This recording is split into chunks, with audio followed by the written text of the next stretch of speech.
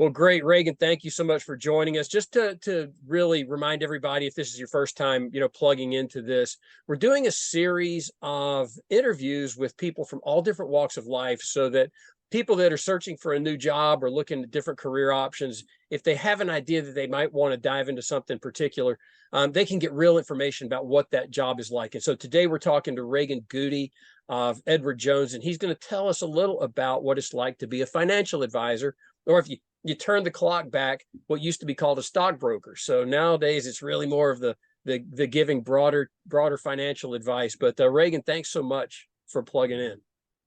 Glad to be here. Glad to do it. Yeah. Hey, always a good place to start is, how long have you been doing this, and how'd you wind up doing it? I know that this wasn't your first gig out of school, so it was not. Did a bunch of things. I did a bunch of things through school, after school, different jobs. They were both in a bunch of different fields as you kind of find your way through kind of corporate America. I've been at this role doing what I'm doing now for right around 16 years. Okay. But my last role before this, I was actually in the business. I was licensed as a financial advisor, but I wasn't doing the financial advisor work. It was backroom analyst stuff. I was really behind the curtain. I was not doing the role that I do. So I always kind of say I've been 20 years licensed as an advisor, about a decade and a half, been doing it in full, full out what I currently do today. And when I started, there was no E-Trade. We were on the iPhone 2, and there wasn't a lot. So a lot has changed over my time. Yeah. And it's kind of funny. Early in my career, I actually spent some time as a quote advisor for Lehman Brothers when they were still in business. Right. Okay. That was before any smartphones, man. I can tell you that. Get out before the parachute doesn't go out. Yeah. So I think your background, your college degree is like PR. I had a very relevant degree. It was PR and journalism and electronic media. And so you could not have drawn a straight line from the major classroom experience of college to where I am today. There was definitely early career.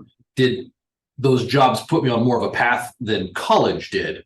I can definitely enjoy a loose tie to what I did that were skills that I would later on use. But as far as a straight line, no, there's no direction there. Yeah. Well, that's interesting, because one of the things that we talk about on the website is that when you do career design, if you can figure out where you want to be, the path to getting there, as you pick up skills, experiences, and contacts that are going to absolutely, set you up for that, it's not a straight line. And kids, are being asked to decide on a career path as 18-year-olds getting out of high school. It's kind of a ridiculous ask. They don't know anything. So what's made this job a good fit for you? In fact, maybe the best thing, let's back up just a second. What exactly does the job entail? Okay. Whatever the idea that people think that I do, I always joke, it's not that, right? I always say, those boxes, what my mom thinks I do, my friends think I do, like what my clients think I do. That's definitely the meme was started with financial advising. What I do today is I work with clients, and my job is to help them hit their financial goals. That sounds very fortune cookie-esque, but I work with the intricacies of, I manage their money, I manage the strategies, I partner and quarterback the other professionals that would help do that, whether that's lawyers, whether that's CPAs, those sort of things. But I'm both on the side of managing the individual money and on the side of managing the actual individual to make sure that the tool, which is money, is investments, is savings, is in some cases insurance and those types of things, and all the other things that kind of touch alongside that are flowing towards all the different financial goals that a person has in their life, whether it's retire the way they want to, not the way they have to, whether it's having kids go to college or have a good start in life. I would say it's not necessarily college, but launching them well, making sure money transfers generations well, frankly, avoiding taxes. That's a big one. And so like all of that encompasses what we do. So it's a very connective job. I don't do a thing. I manage many things in the pursuit of an overall thing. Right. Okay. And So again, what has made you a good fit for this? It's not like you came out of college going, man, I'm a numbers guy. I know how to make sense of all this stuff. It was a different path. I think you have to, on some level, like statistics. You have to like the concept of economics and like how data produces results. How how a butterfly flapping its wings here affects the tsunami in India. Like there's a component where you have to like how things work, plan. You do have to at least, you don't have to love numbers, but you gotta like them, right? Because that there's a huge tie in that. If you just hate the concepts around math, it's going to be hard for you to actually be a well-rounded individual in this. It's not that you can't find a very specific salesy type focus. There are places in this profession for that. To do it how Jones does it, the way I do it, the way I've done it for 16 years to be successful, you're going to have to you're definitely going to have numbers as a thing. So likewise, though, if that's all you like, not that there's not a place for that as well, but if you're a number cruncher and you don't like the interaction with people, financial advising is going to be difficult because you have to mirror the results and the ideas and the consequences of your work with what people are doing and what they want. And so, if you're a number cruncher, I've seen guys that thought they were just going to get in there and just running screens. I'm like, you need to be in a different part of this profession of finance. And financial advising isn't it. Okay. Now, I wouldn't call your job sales. Again, it's not like the old Wolf of Wall Street stockbroker who's peddling stocks. You are providing valuable advice and guidance to help people hit their financial goals. But there's some types of training you've had to go through. Obviously, you had to pass your Series 7 and Series 63 and the other, probably Series 6 to do what you do. So there's training around investment vehicles and probably, market analysis to a degree. You're getting some of that help, I would imagine. But then there's also training to engage these people, I would think. Tell us about the training a little bit. So, Jones does a good job with that. I think that we talk about old school sales training, which is just talking to a person. And what I would say, when I started 16 years ago, and the training has definitely evolved and changed much. But if you look for the cores of it, there's a component of sales, which is you have to be an advocate for the ideas for your client.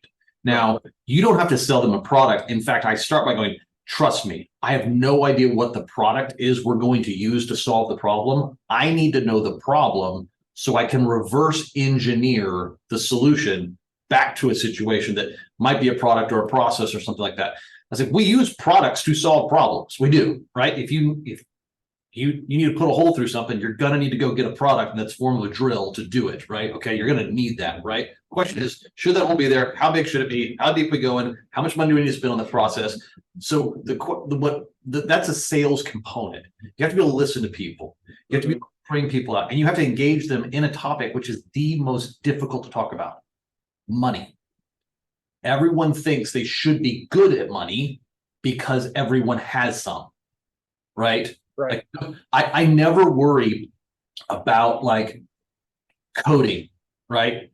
I don't code, right? I don't do that. So someone's like, "Hey, do you know how to code?" Like, I don't. But no one goes, "Oh my gosh, what an idiot!" Right? How dare you? Right. Now, maybe someday that will be something that will be as ubiquitous to be an elementary school class. But today, no one looks at me and goes, "I can't believe you don't know how to do that." But if someone says, "Hey, do you know how to take care of your money?" It's like, no, I actually have a lot of people that handle that stuff for me. Like, oh my God, what's wrong with you? You can't balance your checkbook.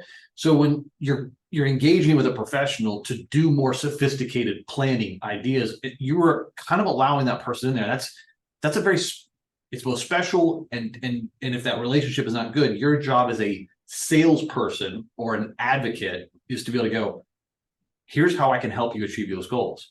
And if they don't believe that, they won't believe your ideas, they won't stick with your strategies, and they won't do what they need to do. I always say that if you go to the doctor and you don't take the prescription, and you don't fill that out, and you don't take the pills, you didn't believe the doctor, right? And maybe that's a more that's a bigger conversation, right? Maybe we should listen to our doctors more, or maybe doctors should be better at giving that connection so that people actually do what the advice they give them. when you're doing such long-term gains, like managing long-term financial plans, strategies that go over multiple years, goals that are decades away, if you don't have the ability to sell yourself, sell the concepts, and be an advocate for them in those strategies, you don't have a partnership, and you won't be successful in the profession. Right. So I would imagine there's a lot to keep up with. In my career of selling, you know, I was working large deals, so you've kind of got to always know what's going on with each one of them, who's coming up to talk to. Again, who am I advocating for? What solution are we providing? Where are we in the middle of needs analysis? All that kind of stuff. Yeah. You have a lot more people that you're working with at any given time. So how does your typical day, week parse out into how you allocate time? You've got to keep abreast of the markets, of new investment strategies and vehicles, what's going on within your company, what's happening with clients, you know, are their lives changing? Is there any material event that's emerging? You know, where does your week go? So you kind of said that you listed a lot of things. The answer is yes, right? I would say that 15 years ago when I started this, and the smartphone was barely in existence. It was with iPhone 2 and no one owned it. My profession was much more long-term. The cadence was definitely much more stretched out. My dealing with people did surround upon, hey, we're good, but is there anything big going on in your life? Are you getting married? Did you change jobs? Are you about to retire? So our interactions were definitely more event-based, where we were kind of planning up to something. If something big changed, they changed a job, or they had a loved one get sick, or a parent, something, we would then like hit the red button and engage in that moment. Today, it's difficult because we are so much more engaged all the time. Clients have an expectation that we're going to be able to pivot on things. And so the good news is technology has helped us a lot. Technology has made my life a lot better. I always joke to my clients, your iPhone gets an upgrade every year, so do I. Okay, I'm bringing in new stuff. I'm bringing in new software. We're bringing in AI, because this business, you need to commoditize the elements of your business that you can commoditize, so that you can go deeper on the parts that you never should commoditize. And so some of that is sort of like the big picture investment management. Okay, some of that is scraping data and looking at it. Some of that is pulling, you know, as taxes and laws and things change, being able to have software that kind of brings you that sort of thing. But it's very easy to get in the minutia of that, because you're absolutely right. There's certain elements of this business that you never get to take your hand off the wheel. It's never done. Today, the NASDAQ will give us a number, and tomorrow it will give us a number. And the next day, no one cares how much money I made them in 2017. Right. But they will care what we do now. So I always say it's a little like laundry, and that there's, no matter how much you clean, there's always going to be another pile there next week, right? So that there's a component to that job where you have to be comfortable with that. And whether that's you take something else in your life and you have a nice finality in a hobby or some other place, you have to understand that the role is to be there all the time for the client in the minutia of things, so they don't have to be. So they don't give up the axle. Yeah. Now, so when you were starting out, you know, you show up on day one, you just got licensed, and you don't have a client to your name. What's been the process of building your client book, and how have things changed as that's gone along?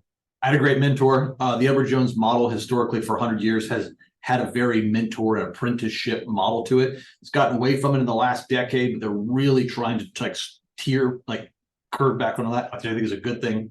But I had a mentor, and he'd been Navy intelligence beforehand, so he had absolutely zero capacity for BS, which is perfect. I loved him. And he would go, all right, there's all this stuff you're supposed to train. There's all these modules you're supposed to do. There's all these things, this work. He goes, there's no clients in my office. Get out there and go make clients. And that was it. I was engaging with people. I went out and met them. It was a selling of myself. And that was part of the Jones model then. It still is today. At the end of the day, this is a people business. We just use money to take care of people. And so you have to be able to go and engage with people. Now, the model does change from time to time. And actually, this is something I'm kind of excited about, that today I know that if my son started, he would not start the way I did. Instead of just being a solo guy, he'd be part of a team, and there would be even more mentoring. He would come in as a junior, an associate, and probably spend the first 3 years apprenticing, managing lower tier clients, but under the guidance of someone. And I would argue that that's a fantastic way if you can be a part of a good team that has the intention of taking good talent and moving it up. These small 3, 5, 6 person teams, that's a great way to be in the business today. When I started, though, it was like, go burn through your shoe leather. That was what we did. Yeah. If they drink coffee, go have coffee with them. That's right. That's right. And you just leverage relationships. I was told by a very successful financial advisor, he goes, I don't care what room you're in, be at the front of the room. If you're at a civic organization, be the treasurer, be the vice president, be the president, and be in, right? If you're going to be there in a place, make sure you're giving a speech, make sure you're up there. The back of the room is not where you make an effect. Right. And then once you get clients you can take care of, you can dial that prospecting and engagement piece back. And I would say that after the first 3 years, I loved that aspect of it. There was no time to do it. I have too much responsibility taking care of clients. It's interesting. When I was at Lehman, the philosophy was you're going after well-heeled clients out of the gate. We don't care if you've only been here a week. You've got to act like you're $1 million broker. Mm-hmm. And you're going after people that can invest, 6 figures at a time on a new idea. People at other organizations that I've encountered over the years, some of them have the philosophy, hey, look, you're right out of school. All you know are people that are right out of school. But one day they won't be right out of school. So build that relationship with them today. Make them a client today on like a small life insurance policy or something. And then as they become more proficient in their own fields, they're going to trust you because you've been there from the beginning. So I know that there are a lot of different flavors and strategies to how somebody builds a practice. I think it does come down to this, what can you replicate about yourself and what amount of energy can be spread about. We look at certain professions. You look at nursing, right? You got in palliative care, and especially their state recommendations are a 2 to 1, one nurse for 2 patients, right? I think if you get the lowest ones is like a 1 to 5, and that's like in like rehab or like but that's just still means that only one person is take care of 5. You can be the best nurse in the world. You're not able to leverage that skill into 500 people, right? And so as a financial advisor, you have to accept the reality that if you are going to manage several hundred households, right? There's only so much of yourself you can give and do it well, right? Because there's certain aspects that you can commoditize and manage, but when you're dealing with people and they call and they need help, or they're concerned, or they've got a big problem that you didn't schedule to come up in their life, you can't take care of 1,000 households. You can't take care of 1,000 families. Now, if you're able to structure with multiple partners and things like that, maybe you can do that. And so there is this kind of temptation. It's like, well, I just want to take care of, 50 rich people, right? And then that's it. You have to figure out, okay, where in that spectrum am I able to take care of people that need me, but also take care of people that aren't, by them needing me, I'm not going to take away from everybody else and have it in proper balance. And I think in a place where you're working as part of a team, right, a small unit, when someone comes out of college that just knows that, they're given the opportunity to develop that, and they don't have to come out and just like absolutely every pitch is that's across the plate, they're swinging for the fence. Yeah. Well, so it sounds like, again, like you said, things are maturing a little bit. Sure. In that regard. But when you came in, what were some of the expectations that you had that were met or exceeded? And what were some of the expectations that you had that were just way off, whether it was on the company side or yours? An expectation, I was a good performer. I was told what to do. I believed it. It made sense. And then I went on and did it. And shockingly, it worked. Right. Okay. I was told an expectation that was definitely met. I was told by a veteran, the first 3 to 5 years of this job, I wouldn't wish on my worst enemy. After that, you get to live a completely different lifestyle, take care of people, the pay is good. You got to get through the first 3 to 5 years. And whether it's and I would repeat this over and over again to advisors that I trained, and they would all come back like, you were right. Had the guy call me up at like year 2, and he was like, I believe you. I'm not questioning you. I'm just questioning, is year 2 any better than year 1? I went, no, they all suck. Keep working. Like they were just, and I resolved to make sure that that period was as short as possible. And I was able to, the harder I worked, the more successful I was. And I was able to make 3 to 5 years more like 1.5, 2. But it was a lot of grit, and it was right. So yes, you have to absolutely be able to go, this is different. This was different. And you have to grind out those. I think that's with any really good profession that has a great payoff at the end. If you've got that upside potential, if you're not capped, if you're not kind of stuck in some sort of assembly line where you have to, I think you just accept the front side of that apprenticeship, learning. It's gonna be hard. It's gonna be difficult. You're gonna have to grind, and many people will tap out, and you'll watch them fall away. Right.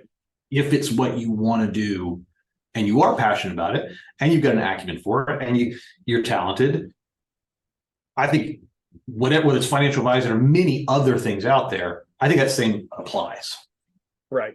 You cannot, I tell my kids, you can't avoid the grunt work. You are going to be the grunt at the beginning. And if you don't like that, if you feel like you're above that, it's going to be a long career, because you'll be forever searching for the place that you don't have to be the grunt. And I was lucky with Edward Jones. They said, listen, my mentor said, listen, when you get someone to say yes, don't do anything. Come to me. I'll help you. I'll teach you. I'll show you, okay, here's what you need to do with this guy. I'm not going to let you do something stupid or screw up someone's life. It's too big a deal. It reflects too poorly on the company. You catch a fish, I will help you get it in the boat. I will help you take care of it. I'll help you make him a client. But as soon as I'm done, I'm going to send you right back out. And that net of success would be rewarded with help. Not that you'd need help to be successful, but success would be rewarded with help. Yeah. You mentioned pay is good. So, the first 3 to 5 years, what's somebody making versus what somebody making that's a top performer in the industry? So I would say when I started, you were 100% commission. The products, because that's how the industry was built, right? The industry has changed so much with fee-based and different sources, and it's not so focused on the products. In fact, the prices of the products have come way down, which is great, right? And so the models of compensation have changed. And so we're managing differently, okay? And especially in a fee-based model. At this point, I would say a new person coming out right now, one, they would not have the upside potential to just grow their business at speed, because we're not allowing an advisor to take that kind of risk, just because frankly the products are different, right? The compensation structure is different, so you have to change kind of the ramp ups. So someone coming out, depending on what market they're in Georgia here, you're looking at about $60,000 to kind of be an associate level, lower entry level type person, and then through the first several years, probably some bonus potential as well to be able to build that up and do that. The idea that you could start out higher than that may depend if you were commission based only, if you were in somebody that was actually going to be charging for your results, right? But generally, if you're coming in as that kind of lower entry level grunt worker, if you want to call it that, learning the trade with the cover of senior veterans, 50, 60 is probably about, an acceptable space to be hiring people in. Yeah. And top performers? Top performers, again, there's always the elite of the elite, and those numbers get really stupid. But if I kind of carve off the top 10% and kind of where you'll see people in our industry, you're looking at $500,000 to $1 million of take-home pay after you're profitable and you're getting, those types of things where you're coming off of the profitability of your branch. Yeah. Yeah. But right in line with most major, positions out there, especially when it's an at-risk compensation. So when people come into this business, I'm sure you've seen these people now that you've been in it a while, where they're smart, they're gregarious, they seem to like what they do, but they just don't make it. What is it that causes them to fail? I would say there's two components to it. One, they don't stay around long enough, right? They quit in the first quarter of the game, and they never see where the score was going to go, right? Because it is hard, or because they had some expectation it was going to be different, or because they thought I'm going to be able to I'm going to be super successful at this. And you can't be super successful out of the gate. You don't have the knowledge, the wisdom, the acumen. And I always joke that, I talked to somebody that's been doing this for 30 years. They've literally been doing it for 30 years. And so they can see everything in the past, right, that they've done. And that has taught them and made them something. Somebody's been doing it for 3 years. No matter how intense it is, there's no way to catch up with that person. So there's just some time value to it that some people just don't have the patience for. All right. Because and frankly, they find something easier, and they find something that maybe is more structure. I see a lot of them leave for something. It's like, hey, I'll pay you to come work over here, but you don't have the upside potential, right? So this profession definitely has an attraction model to it that says, if I work hard, in the future, I can make more money and have more control over my time. And so, but you have to exchange the present for that future. And frankly, I see people that just don't have the ability to make that connection. And the ones that do, it's too easy. I would say that the second thing that, is people find out that dealing with people is difficult. I always say that cops meet people on their worst day. Right. Okay. Financial advisors interact with people on all spectrums, but all spectrum means all spectrums. They walk in and go, I'm divorcing my wife, or my husband just died, right? Or my parents just passed away. You get those to be in those intersections because money's there. Like, you can't get away from the fact that money is happening in that area, but you're dealing with people that are going through a difficult situation. If you don't love people, this can wear you out real quick. And that's when they're just going through things of life that have nothing to do with you. So I always joke, this profession, everyone blames you when things go bad. No one cares when things go good, right? And so I was going to say, I bet the vast majority of your calls are people. It's not on the day that the market's up 2%, and for the quarter it's up 10, and their life is rosy. It's, the wheels have come off on something, and then now it's like you said, it's Reagan's fault. I got to call Reagan. I only have to look back in the last hour to find an example. So I called a client that I had for years. I love her to death. I helped her through her husband's passing away. She's very concerned about the market, doesn't understand a lot of it, feels fear because it is something that she feels that's outside of her understanding ability. That's why she has me. I called her up and I said, hey, listen, the Dow is up 6%. You're very conservative, but your portfolio is up 18% this year. Okay. And she said, well, that's good. 3 times the market. I've taken a fraction of the risk. I have tripled the return, and your bet's like, well, that's probably where it should be, right? Sort of thing. And so, yet when the market falls 30% in the middle of a pandemic, and I say, hey, listen, we need to figure out what happens before we do anything, and it's going to be back, and it ends up being back up 2 months later. I get a phone call when it drops. I don't hear from her for a year, until but that's part of it. So what causes you the most stress? I think that's a big one. I think also the fact that you're going to cry with clients. Like, you're going to have people that walk in and sit down with you where there's an empty chair that for 5 years before it's been filled with the person that's been making all the decisions. They've lost their husband, right? And that's the one that kind of was, she was just there, and just walking into this room reminds her of half a decade of preparing for their retirement, right? That's stressful. Knowing that you have people's future and hope and what they're doing, and you, in many cases, you don't get a redo on it, and that's your job, is to help them hit their financial goals, and you will be held accountable for those results. It's not an unstressful position to be in, right? It absolutely is. And there's things you can do to make sure you don't be stupid, but the weight of this job. I have a joke with a doctor friend of mine, right? And I said, I have a better job than you. Your job is to keep them alive. My job is to help them hit their financial goals. And I said, every one of your clients, you fail at. Yeah. They all die. Right? I said, at least I can be successful half the time. He's like, yeah, don't worry about it because they all die. Problem with me is that they don't all hit their financial goals, and whether they do has a huge weight on whether we've done the right things, whether Right. I've been honest with them, whether I've pushed them to do the things they need to do, and sometimes whether life has knocked the legs out from under them or not. And it has nothing to do with what they've done and what we've done, right? You have some control, you have a ton of responsibility, and you have no control. And I think that's a long weight of stress. And so you Right. have to know how to deal with that. That is the most stress. There's a constant sort of bead of stress in the profession as is. Right.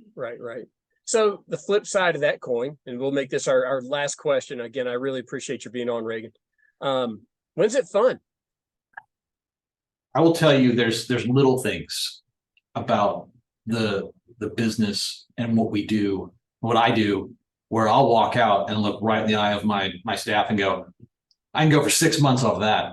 Where someone does look at you, and if I tell some of these stories, I'll get choked up. So I'll tell a boring one. So I had a guy that sent me a picture of a vehicle that he bought. And he said, we could not have done this without you. Oh, What nice. you know is he and his wife had been through the worst pregnancy situation, just multiple losses of children, multiple miscarriage. I mean, brutal stuff you would not wish on your worst enemy, right? And they were having triplets.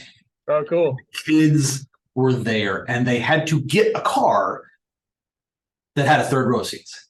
And Yeah. we had been investing and putting money on the side, like, hey, here's all these goals. And one of them was, you're going to need a bigger car, right? And there's a part of them that was like,